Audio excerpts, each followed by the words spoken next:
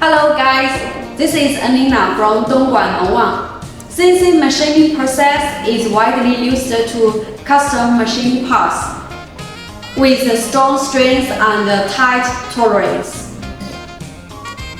It is a fast and cost-efficient way to manufacture prototype and production parts.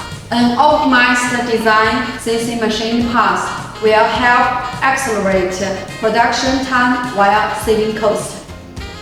To fully optimize your design for CNC machining parts, you should look at the below design tips.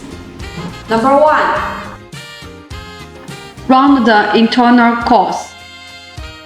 Number 2. Avoid deep cavities. Number 3. Increase the thickness of thin walls. Number 4. Optimize the depth of tape holes.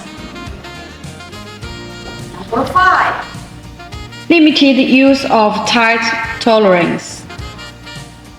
Number 6. Reduce small features.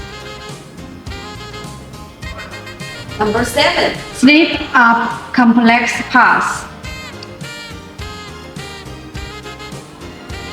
Number 8.